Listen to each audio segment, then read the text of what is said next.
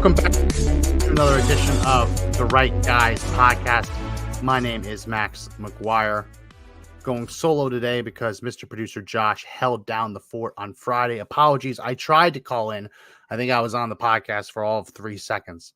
I was with my family. We were camping on the beach in Texas, which is really cool. Drive right up on the beach with your car, pitch a tent, stay for a couple nights, bonfires, all fun stuff. So the internet was terrible.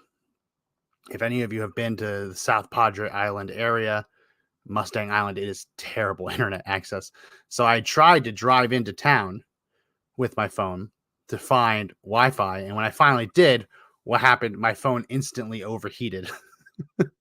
So it wasn't meant to be, but Mr. Producer Josh held the fort down on Friday. So giving him the day off today so I can share my thoughts on what went on last week. Also talk a little bit about the newest Supreme Court case to come down, which obviously is the Trump immunity, which by now you've all seen it. The Supreme Court has ruled that Donald Trump, like every other president, is generally immune for official acts that they undertake as president.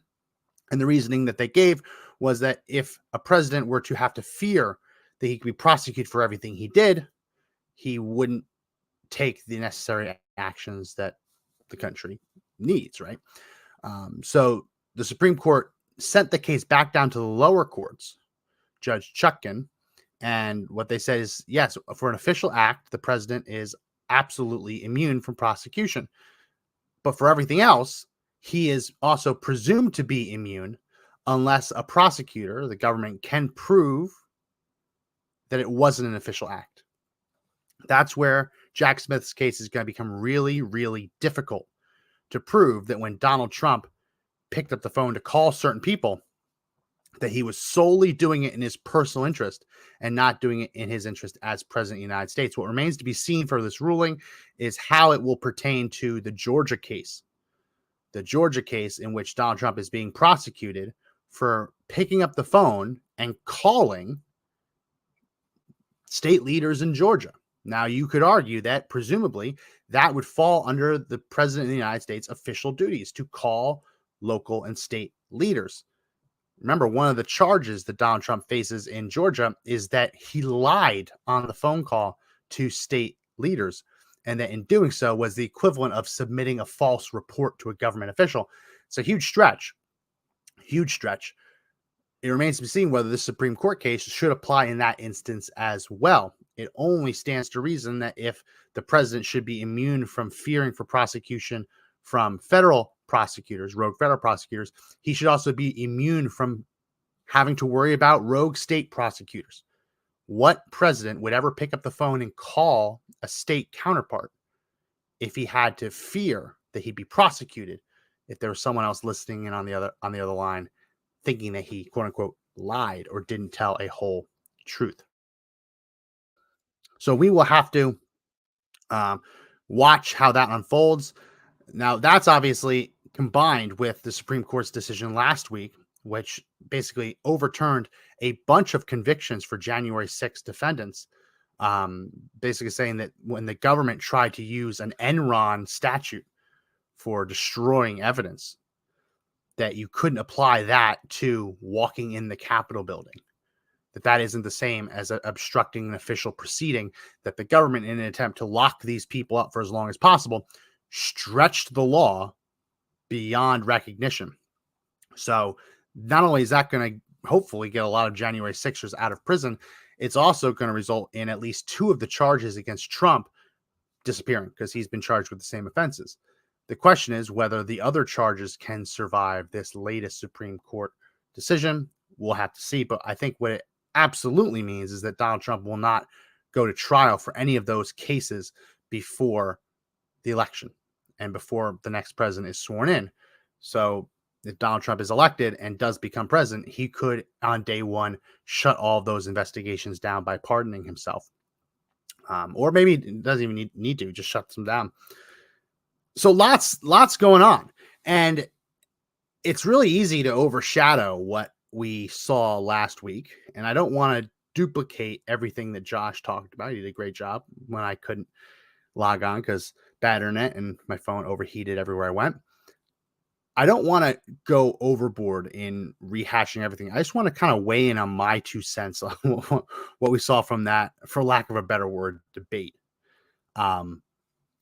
It gives me no pleasure to be able to say that I have been right for all of these years, that Joe Biden clearly has. I mean, we all knew that. We all knew that he's really going downhill. Shame on all of these people in the mainstream media who feigned surprise last week that Joe Biden could possibly be as bad as the right-wing pundits claimed he was. They knew. Many of these people just a few weeks ago said that Joe Biden was at the top of his game mentally. Top of his game. Very obvious he's not. And there's a video, I'm going to see if I can find it. There's a video making the rounds of Joe Biden 2016 versus Joe Biden 2024. And it really is night and day different. It really is night and day different. Let me see if I can find it. Biden 2012 versus 2024. Night and day different. Back then, he could actually put together a coherent thought. He could actually make an argument, and you could disagree with that argument all you want, but at least he was still forceful in defending his ideas and defending proposals. Now he is a shell. He is a shell of his former self, and I want to play that right now. I just went ahead and downloaded it. This is 2012 versus 2024. Just look at how different. Now, I'm not even talking also physically. Man looks completely different. If we didn't have the pictures of the scars from his facelifts and his other plastic surgeries, you'd be fair to say these are two different people. But just look at the difference between 2012 and 2024. And still preserve these important preferences for middle-class taxpayers. Not mathematically possible. It is mathematically possible. It's been done before. It's precisely what we're proposing. It has never been done before. It's been done a couple of times. It has never been Jack done Kennedy before. lowered tax rates, increased growth. Ronald Reagan. Now you're Jack Kennedy. Ronald Reagan. Republicans and Democrats have worked together on this. I understand you guys aren't used to doing bipartisan deals. But we've told each other what we're going to do when we. So here you can see Joe Biden is doing two things. He is listening to what the other person is saying, consuming that in real time, and able to forcefully respond to it. I mean, this is what normal people can do. That's 2012. Let me fast forward to 2024. Look at just the stark difference. And listen, this is what 12 years will do. You can see he is 6'5" and only 223 pounds, or 235 pounds. Well, you said 6'4", 200. Well, anyway, that's what you're. Anyway, just take a look at what he says he is, and take a look at what he is. Look, I'd be happy to have a driving contest with him. Look at the difference. It's night and day. He is not the same person, and it's for anyone who claims that he is, it's just lying to you, right? Now, what was amazing to see after this debate was just how many people in the punditry were willing to be honest, were willing to say that they believe that Joe Biden should drop out, that for the good of the country, he should withdraw from the race. The craziness of all of this is that it was the Joe Biden campaign that wanted this earlier debate. It was the Joe Biden campaign that picked CNN, that picked the time slot, that picked the format, right? I think Donald Trump only won a couple of things. No notes. You couldn't bring any notes on. Didn't get any bathroom breaks. Didn't get to consult with your team in commercial breaks. Other than that, Joe Biden got everything he wanted. This was a Joe Biden production. His team wanted him to do this. So it's not crazy to wonder who in their right mind would willingly walk into this kind of trap. Knowing who Joe Biden is, what his limitations are, what he can and cannot do, who in their right mind advising him would tell him to do that debate? So it's not crazy to think that there was this grand conspiracy theory afoot to get him to do this debate before the convention so that everyone could see who he really is. and get him off of the ballot before the convention finalizes it. Now, there's some wrinkles to that theory. I was looking, there's a few states that won't let Joe Biden off the ballot now that it's all over, unless he were to either die or be removed by the 25th Amendment. I believe Wisconsin is one of those. I think Georgia is another one. I think Nevada is another one. So 3 swing states, it would be a political death sentence for the Democrats to not run a candidate in those 3 states. Donald Trump could literally waltz into the White House, and I don't think he'd even need to win any real at-large states after that. All the solid red states plus those, he'd waltz right in. So, but you can't help but wonder who in their right mind would get Joe Biden on that stage. Because they know what he's like, right? You know that it's the worst kept secret in Washington, D.C. And so there was all this honesty. The Young Turks giving some brutal honesty. CNN giving brutal honesty. MSNBC. Some brutal honesty that Joe Biden should step down. But then it all changed. Joe Biden met with his officials, with his advisors, Dr. Jill Biden, who I think we can all safely say is disgusting for what she's putting her husband through. I've seen some quotes. She has a new Vogue cover out this week today. It's very obvious why she's doing this. She likes being in the halls of power. She likes, like I was reading the bit for Vogue, how she loves how she gets to drive with police escorts and how it makes her, and how the rules don't apply to her. They can speed and do all that. It's very obvious that she's calling the shots. Very obviously that she's the one leading this and allowing Joe Biden to do this. And we saw on the campaign stage, well, this is what made the rounds on social media, but it was deliberately not shown on all of the other stations that were simulcasting CNN. And you had to be watching CNN and really paying attention to see it. Watch how Jill Biden leads Joe Biden off the stage after the debate. Literally, hold on. Let me do a timer. I want to set a timer up. Let me do a timer. So I'm shocked. You think that these are a lot of stairs. I think it's only 2 stairs. Let's go ahead and let's watch this and I'll time it. How long it takes me to go down 2 stairs.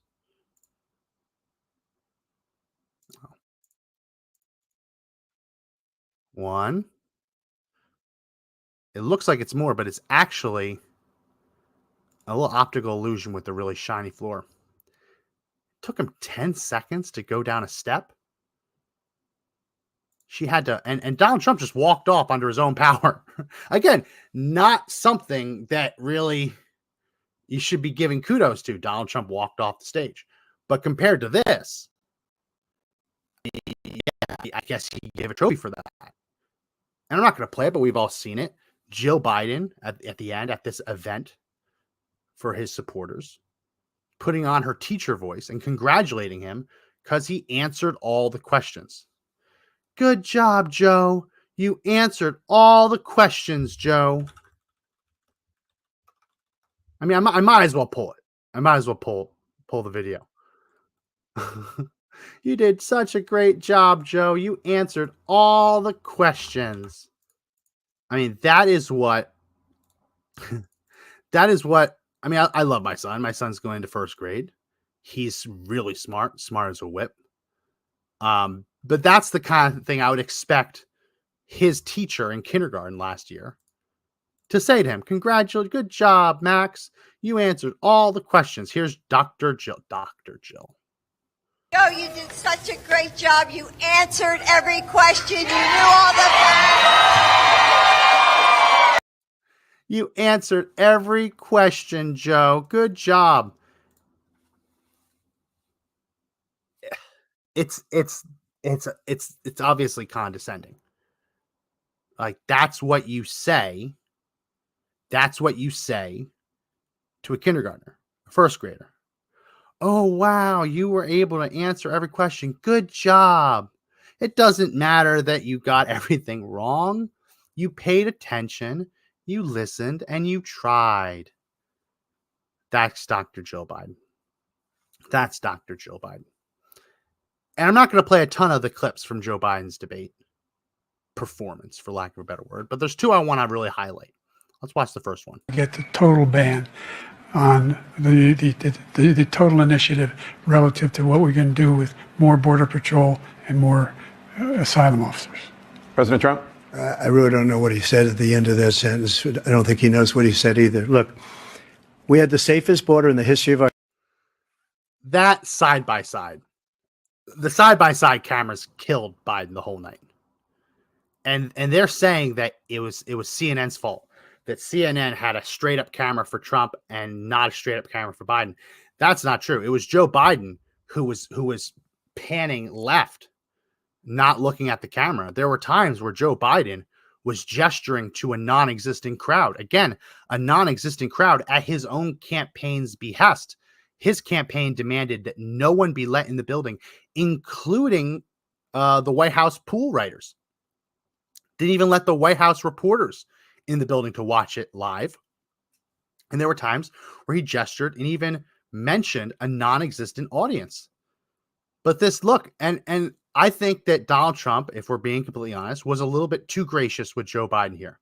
I think it can go either way in how you want to say. He was gracious enough to not look mean while also delivering that zinger. I don't know what he said, and I don't think he knows it either. To which that's the Joe Biden response. That's the Joe Biden response of, and that was all night. That was all night. General confusion that Donald Trump would dare snap back at these opportunities. Here's another clip. Left office. And I'm going to continue to move until we get the total ban on That's the same one. Same one. Same clip, just a little bit longer. He doesn't know what he's talking about. He genuinely doesn't know what he's talking about. We find there was also another one where I gotta play it, where he talks about beating Medicare, where he is struggling. He's struggling for the words, doesn't know what he's supposed to be saying, and somehow he decides to end his thought by promising to beat Medicare, which is something that he and his campaign have promised to uphold at all costs. Here's the clip. Making sure that we're able to make every single solitary person eligible for what I've been able to do with the COVID. Excuse me, with dealing with everything we have to do with. Look, if we finally beat Medicare. Thank you, President Biden. President Trump? Well, he's right. He did beat Medicare. He beat it to death. And he's just this isn't 2012 Joe Biden. 2012 Joe Biden, you could disagree with him on everything, right? You say he's wrong. He has got the bad policies, bad advice. He has a bad outlook for how the United States could go, but at least he could forcefully defend those beliefs, and he could do it in listen, at least a semi-convincing way. Important preferences for middle class taxpayers. Watch it again. Not mathematically possible. It is mathematically possible. It's been done before. It's precisely what we're proposing. It has never been done before. No, he's lying. He's lying there. It has been done before, but he's able to forcefully lie. Whereas this Joe Biden from last week loses his train of thought, and the only thing he can get to is if we beat Medicare. Now, if Mitt Romney had said that, the left would have ran campaign ad after campaign ad saying he wants to beat Medicare into submission, right? They made up every other lie against him. Same with every Republican who's run since. But Joe Biden can say, oh, we want to beat Medicare. We're going to beat Medicare. Well, it was interesting is we're kind of seeing a tale of two narratives. The honesty immediately after the debate. Very obviously, Joe Biden doesn't have it. He's gone. He's gone. Knock, knock, no one's home. I wasn't expecting that Because after debates, what you get is the spin zone. You get the left spinning it that their candidate won, the right spinning it that their candidate won. I've never seen one side of the political aisle in that moment admit complete catastrophe. Usually they can at least find some silver lining to cling to. But with the snap poll from CNN, who won the debate? These people aren't idiots in the snap poll. Donald Trump, 67%, Joe Biden, 33%. Again, I want to know who these 33% of Americans are, because that's a real problem that they actually thought Joe Biden won that debate. Like, I'm genuinely concerned that there were that many people who believed it. And we've seen subsequently, this is real clear politics, average of polls. Anytime you see a Joe Biden campaign account on Twitter say that Joe Biden just took the lead in a poll, that happened this week. Oh, since the debate, he took the lead in a poll. It's a Morning Consult poll. He's up in that poll 45-44. The previous poll that they did was 44-44. So it's within the margin of error, and it's a slight increase. But every other poll that's being counted towards the real clear politics average either has Donald Trump winning or them tied. This one should really concern Democrats. This poll came out, I believe they released it today. It was conducted after the debate. This is a post-debate poll from Data for Progress, which is a leftist progressive think tank. As it's like D plus as Democrat leaning as it gets. 4 of 5 voters have watched or read about the debates. And it's not good. It is not good for Joe Biden's campaign. Voters have consistently said that Joe Biden is too old to be president. 60% of respondents, over 60%, bordering on 65%, say Joe Biden's too old to be president. Much more concerned about Biden's age than Trump's criminal charges. If you told me that was going to be the takeaway from the debate, I never would have believed you. I thought Joe Biden would have hammered him home on the criminal charges. Instead, Donald Trump came out looking great. On the BS criminal charges against him. This poll, this Data for Progress poll, has Trump up 3%. 3%. And the margin of error is 3%. So Trump is almost outside the margin of error for this heavily Democrat lean. You can see it's D***. The only reason they include that here, it's a very biased poll, but when you're so biased towards the left and the Republican is shown to be winning, you include it. It's significant. It's significant enough to include. We've also, though, seen a flurry of new polls coming out from battleground states. Here are a bunch of polls that just dropped for battleground states. Arizona, Donald Trump up 5.6%. Nevada, he's up 2.8%. They have a statistical tie in Wisconsin. Michigan up 1.2%. Pennsylvania up 2.8%. North Carolina up 6.7%. Georgia up 4%. Let's click on this Arizona and see that. Yeah, no, I mean, he is up huge in these states, in these swing battleground states. As more polls come out, it's only going to continue to get worse for Joe Biden. Now, what does that mean for us, for conservatives? The last thing we want is for Joe Biden to be removed from the ballot. No, this is who you're sticking with. And what I've talked to people about. I've talked to Democrats who are like, oh, we gotta get him off. I say, why? I said, it's so important to defend democracy. How is it defending democracy to remove the democratically elected primary winner? Joe Biden pretty much ran unopposed. The only time he ran into trouble is when he ran into protest votes where the people in like Michigan and Minnesota voted none of the above, right? That's the only time he ever ran into any kind of trouble. He won every state. Why would we want to remove him? No. The narrative is they should have removed him. They should have removed him. They knew about this for years. They were hiding this from the American people, and they thought that they'd get away with pulling a fast one on us at the debate. The real talking point is no, we don't need the 25th Amendment. We need to remove him from office. But we need to really question everyone in the media, everyone in the Democrat Party who lied to us all these years that he was cogent, said that he had fine mental acuity. But it's not just the fact that he was literally mumbling and garbling and just nonsense. Joe Biden also lied. And this is the thing. When you have this form of dementia, which he obviously has, imagine your brain is a Rolodex, right? I'm barely old enough to know what that is. Little kind of thing for business card, sits on a desk, you spin it. Or if you went to a library like a Dewey Decimal ones.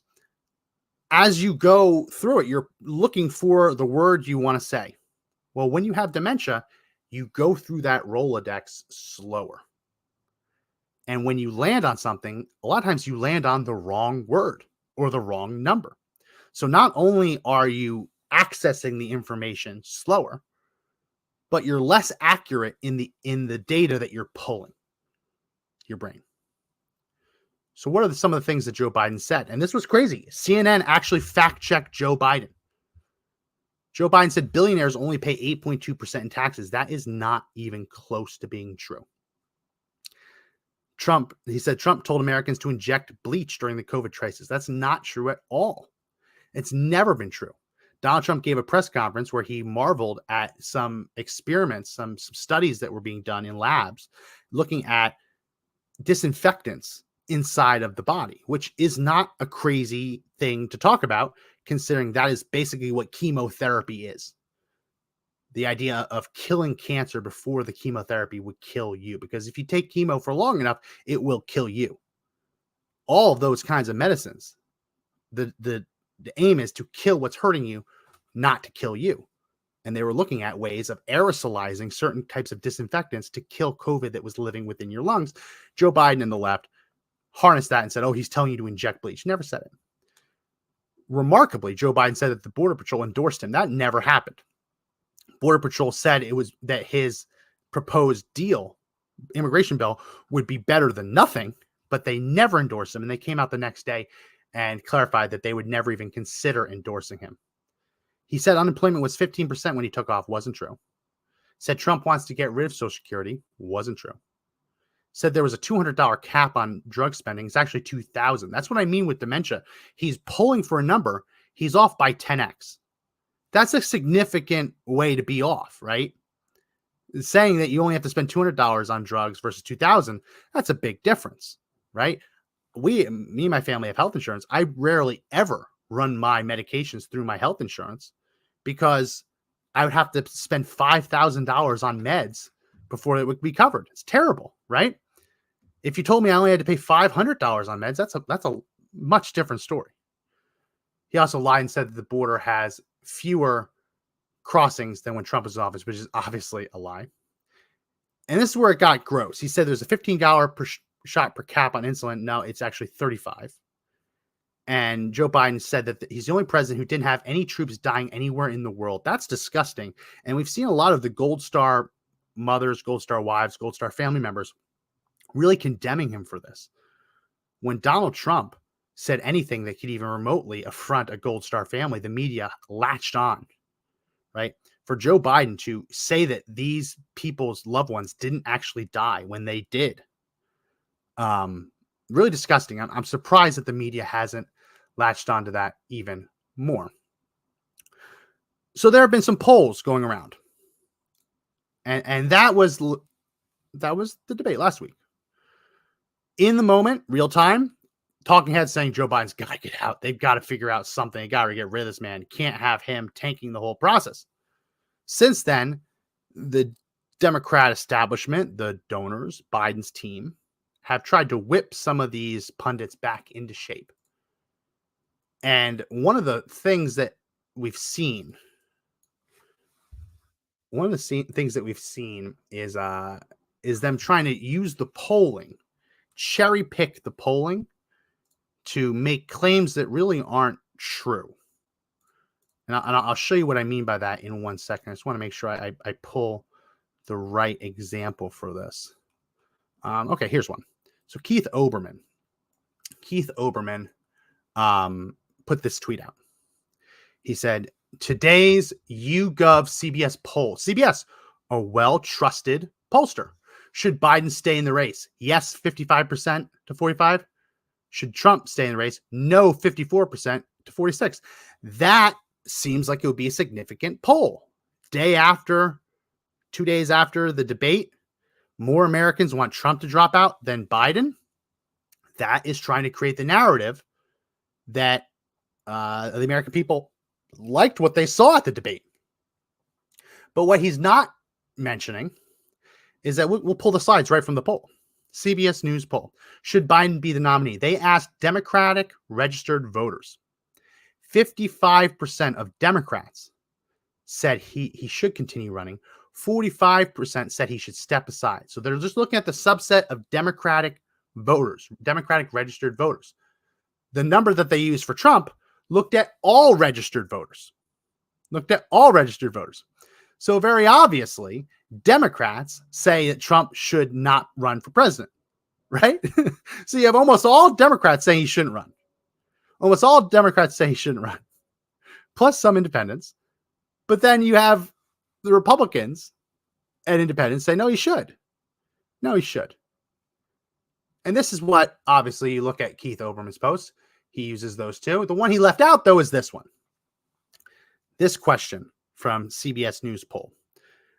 Does each candidate have the mental and cognitive health to serve as president? Biden, 27% does, 72% does not. Trump, 50% does, 49% does not.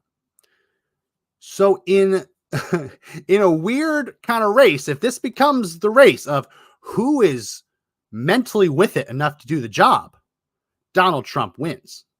Because you have 72% of registered voters, all registered voters, saying that Joe Biden does not have the mental or cognitive health to be president. That is a devastating poll number after that debate. Devastating. How do you come back from that? And this is a snap reaction, June 28th, June 29th. This is what happened right after people saw that travesty on stage where they weekend at Bernie's us. That's what they did. Weekend at Bernie's. Joe Biden is barely alive. And that's really the takeaway that most people are having. It's not whether Joe Biden is with it enough to be president. I genuinely wonder, how is he even surviving on a day-to-day basis? How is that even possible?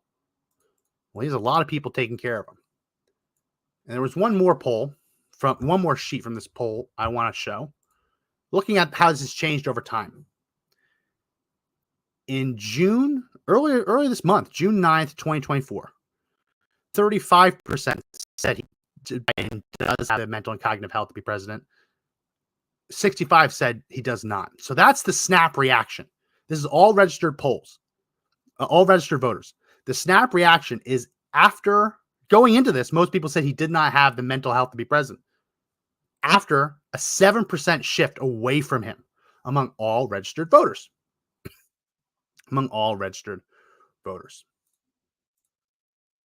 So why is this? How can Joe Biden still be running for president?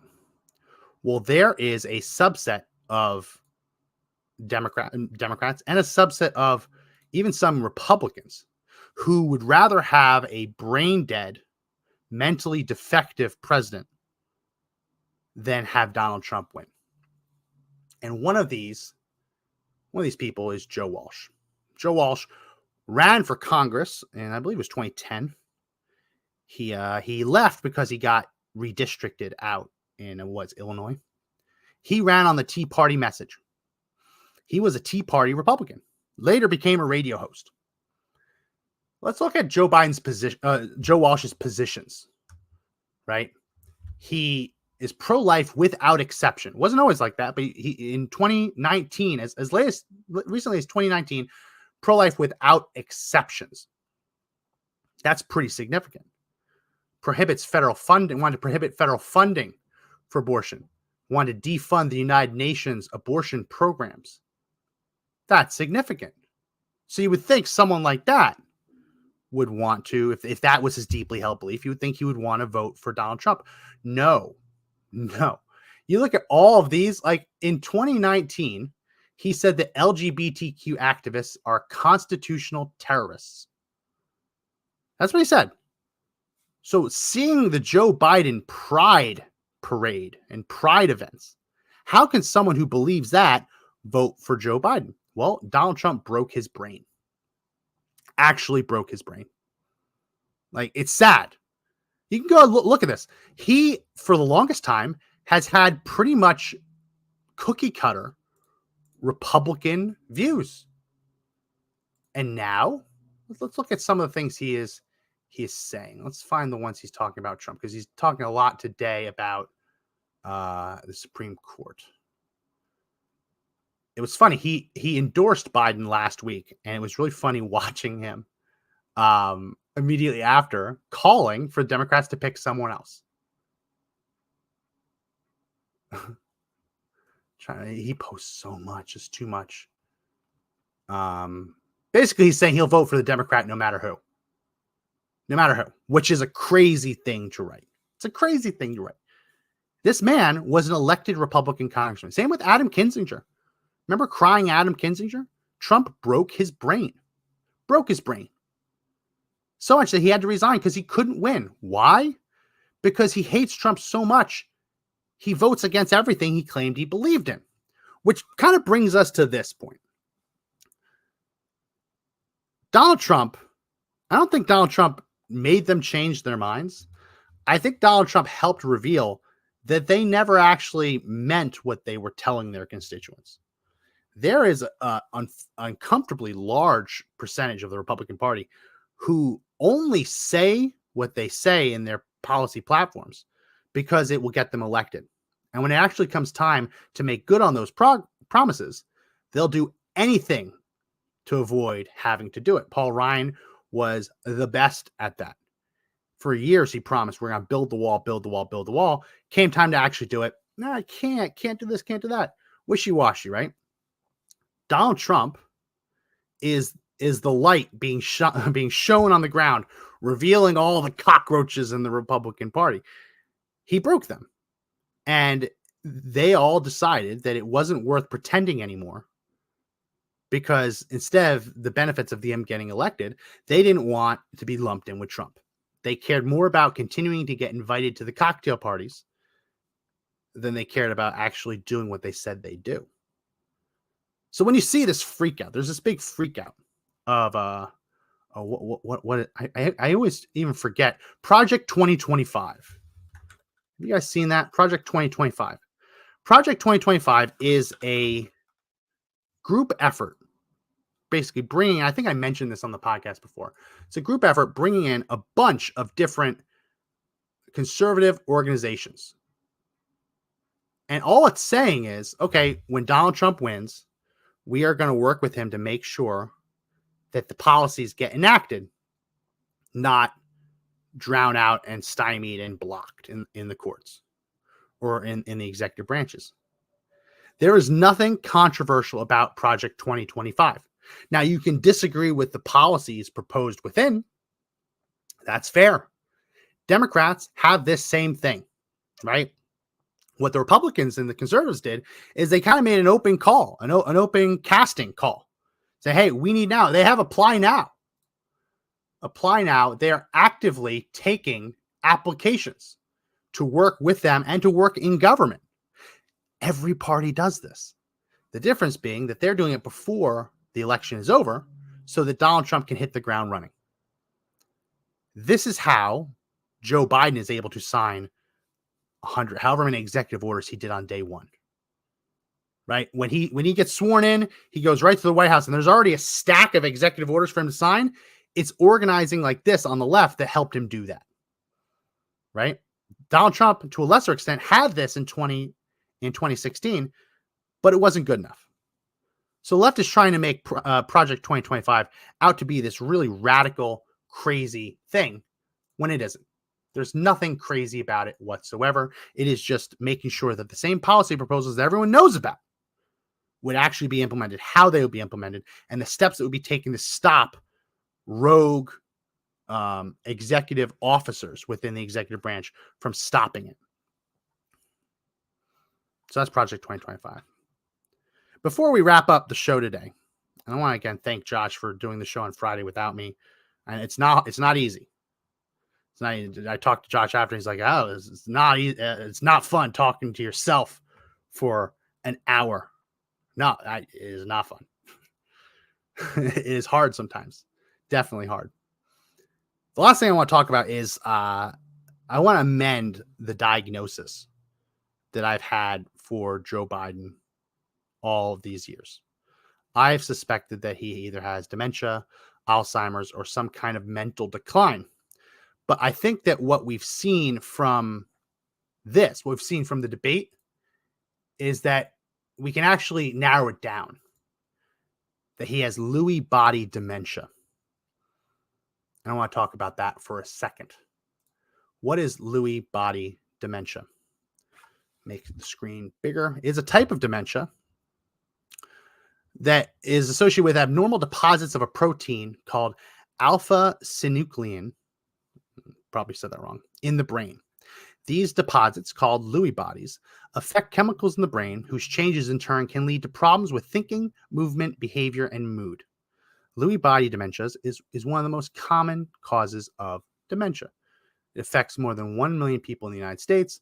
50 and older usually are the ones who see it. What are some of the things that you can see from Lewy body dementia? Visual hallucinations. Seeing things that aren't there, known as hallucinations, might be one of the first symptoms. This symptom occurs regularly. People with Lewy body dementia might see shapes, animals, or people that aren't there. You start thinking about Joe Biden claiming that he spoke on the phone with a French government official who's been dead for decades.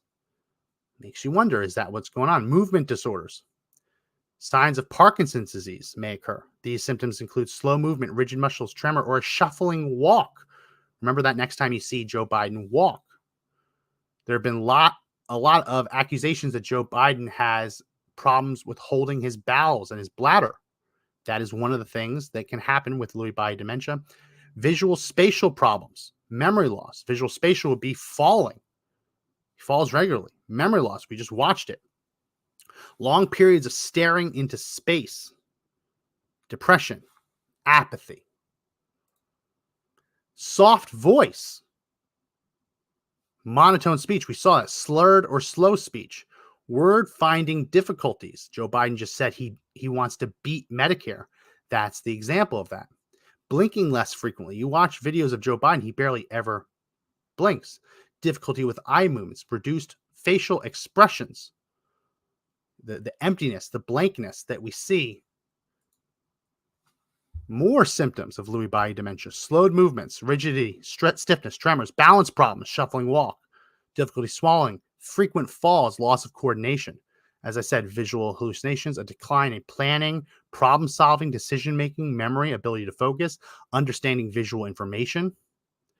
Mood and behavior changes, depression, anxiety, agitation, aggression, delusions, paranoia. Think about all these times we see Joe Biden at a rally where he's reading a teleprompter and all of a sudden he just starts shouting angrily. That is something that happens with Lewy body dementia. And then all of this, we can dizziness, fainting, bowel incontinence, urinary incontinence. It all is this graphic. I didn't make this from the Cleveland Clinic. So one of the things that happens when you have Lewy body dementia, as well as other forms of mental decline, Alzheimer's, dementia, whatever you want to call it, is you start getting what's called late day confusion, and it's called sundowning. The term sundowning refers to a state of confusion that occurs in the late afternoon and lasts into the night. Sundowning can cause various behaviors such as confusion, anxiety, aggression, and ignoring directions. Sundowning can also lead to pacing or wandering. Sundowning isn't a disease. It's a group of symptoms that occur at a specific time of the day. These symptoms may affect people with Alzheimer's disease and other types of dementia. So when you see Joe Biden at a rally the morning after the debate, and he's fired up, he's fiery, right? He's and everyone's like, why didn't we get the left saying, why didn't we get that Joe Biden last night? The answer is it isn't possible to get that Joe Biden at night because Joe Biden, as part of his dementia, experiences sundowning. And there was a remarkably frank confession published in Axios. Axios interviewed Biden's staffers. And what they told Axios reporters is that Joe Biden is only dependably engaged from 10 a.m. to 4 p.m. Many of his public events in front of cameras are therefore held within those hours. Outside of that time frame, or when traveling abroad, Biden is more likely to have verbal miscues and become fatigued. I say this over and over again on the show. If you have any history of dealing with a family member or friend who has mental decline, dementia, Alzheimer's, you know what I'm talking about. You know what sundowning is. In the morning, they're alert, wide awake, alert, enthusiastic. They're ready to go. By mid-afternoon, it's like they're a different person. It's almost like they don't have the energy to stay focused the whole day, so they just stay focused as long as possible. Well, we need a president who can be alert, dependably engaged all day long. And I don't think it's a coincidence that when the Afghanistan debacle happened, right, when our troops were killed in Afghanistan, and the reaction to all of that happened right around the 4 p.m. mark, Eastern Standard Time, where Joe Biden was. I think if we look at all of the miscues in government, I think you'll be shocked to see just how many either government mistakes or examples of government inaction happened after 4 p.m. And this was a huge criticism of Barack Obama. As you'll remember, Barack Obama was on a plane sleeping on a cross-country flight when Benghazi happened. He was criticized for that. And what the left said was, oh, no, presidents have to sleep. It was in the middle of the night. We woke him up, but it's not his job to stay awake for everything. That's fair, right? But imagine if the answer had been this, that, oh, well, sure, it was the middle of the night, but the president is only really capable of being the president for 6 hours a day. This is a job where you're on call 24/7. Even when you're on vacation, you're on call to make the tough decisions. What this Biden staffer admitted to Axios is that Joe Biden is only dependably engaged, only cognitively capable of being president for a quarter of the day, 6 hours out of the day, from 10 a.m. to 4 p.m. And after that, they know better than to put him on camera. They know better than to put him in front of people. You can't have that. You just can't have that, right? So does this get Joe Biden removed? I don't think it does. One of the things that the Biden campaign has now threatened is like, well, you know what would happen if Biden was replaced? They would go into November with no money in their war chest. That is a not so veiled threat to withhold the fundraising they've already generated in the event that Joe Biden is replaced as the nominee. So they're not going anywhere. So it's up to all of us to do the job that the media started to do on the debate night and is now kind of being whipped away from by the DNC. Explaining to everyone who will listen what is going on. Explain to everyone who will listen that the president of the United States is not doing the job outside of that 6 hour window. He's incapable of doing it. And that wasn't just a bad debate performance. That was the best that Joe Biden can do at 9 p.m. Eastern, because Joe Biden has advanced dementia, and that advanced dementia does not allow him to string together coherent thoughts at that hour of the day. It's up to all of us to explain that, because what the polling definitively shows, is that the majority of Americans, vast majority, a super majority of Americans, right? If this was an impeachment question, that's more than 2/3, right? 72% say that Joe Biden does not have the cognitive health to be president. It's our job to explain what that means, to explain the consequences of that, the risks of that, to hammer it home. Because what you're already seeing is you're seeing the left saying, yeah, so he's a little old. So he doesn't say words good. But Donald Trump's worse. Disagree, agree, whatever, right? The analogy is, and this is an analogy I used for the left in 2016. The analogy is when the pilot is flying the plane, you hope that the pilot will land the plane successfully. The president is the pilot for the whole nation. You don't want the pilot to fail. You disagree with him. You want to stop him from turning left when you want him to turn right. That's fine. But at the end of the day, you want that pilot to safely land the plane and get everyone home safe. There is no defense for a pilot with Alzheimer's. Can't do it. There is no defense for a pilot who sundowns and can only do the job from 10 a.m. to 4 p.m. There's no defense for that.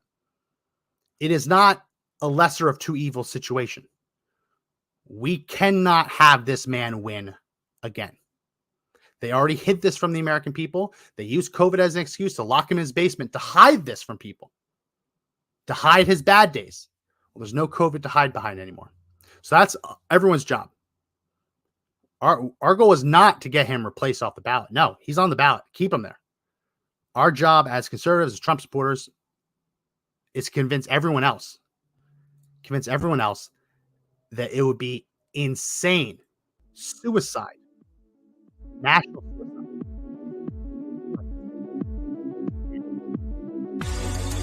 for this edition of the podcast. If you like the podcast, subscribe.